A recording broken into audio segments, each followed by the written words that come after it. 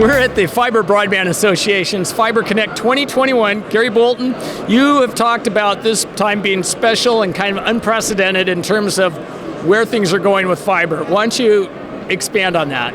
Sure, thanks, Ken. Yeah, we are definitely in a historical time in in our industry and in history. Because if you think about we're right now at the largest investment cycle, the beginning of the largest investment cycle for fiber. We have the RDOF is just starting to trickle out. Yesterday we had just about $330 million trickle out, but that's going to be the first part of $9 billion that's coming out. So that's already appropriated, heading out, and then we're going to see this infrastructure bill go through Congress, and that will get approved by the end of the year, and then that'll end up with another $65 billion. We got private capital on there, so it's just definitely the beginning of the largest investment in fiber in history. But what this really brings is kind of an FDR moment. And this is kind of where this is really bigger than any of us, where we have the opportunity to really provide a legacy for generations to come by being able to connect every American with fiber. And so if we look at what the pandemic has done, it's really helped to accelerate the adoption of applications.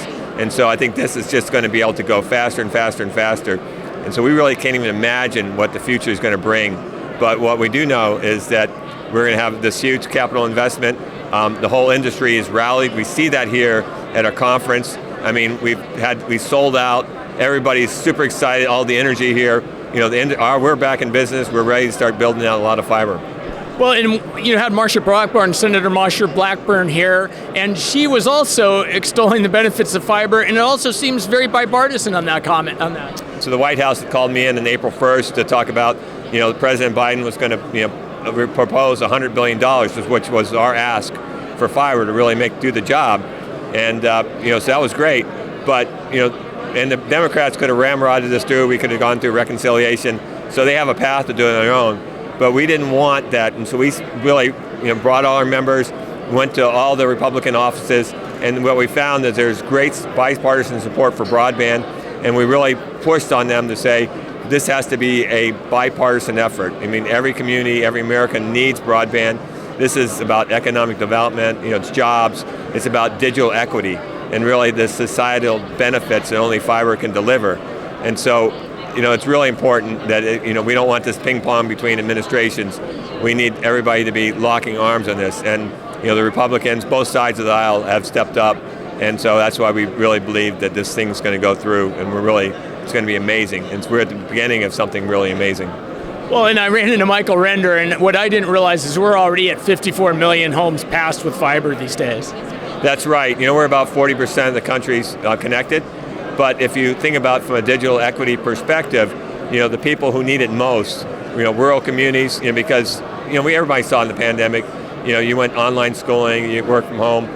To be able to have the economic development for people to now move from Silicon Valley, but have a Silicon Valley job and do it in rural Mississippi or Georgia or Oklahoma or wherever. And we see affordability and adoption are huge issues. I just had a meeting with one of the chiefs of a tribal community, and tribal lands are still grossly underserved. And so we need to be able to not only have that connectivity, but we need to make sure that people start participating in on the internet and everything they can deliver online, but also affordability. And to me, affordability is not subsidizing a $400 or $500 wireless bill or satellite, but it's really about being able to deliver gigabit services for $60. Right now, EBB is delivering $50 subsidies. So that $50 needs to subsidize a $60 bill, not a $500 bill. A bad internet needs to be gigabit services and beyond. Well, and you talked about equity. One of the things that fiber truly is an equalizer, because that person on the end of the line is going to get the same signal quality and reliability as the person on the front of the line.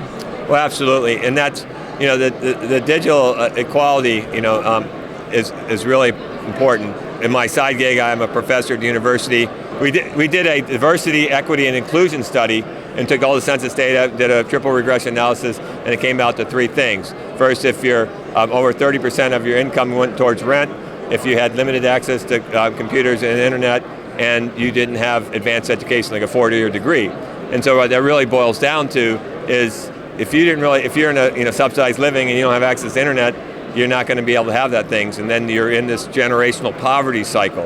And so by being able to have people with gigabit services, you're going to be able to have access to education. You're going to be able to have access to internet and computers, and so therefore you'll be able to have income you're not going to be sitting there trying to make rent, and that's that leads to all kinds of things like being able to have payday loans and stuff like that where you get taken advantage of. So it's really important that we're able to provide fiber to every American to really bolster up and make everybody part of what our future is. Well, that's excellent, and the members are doing a great job of doing that. So Gary, thank you very much for your time.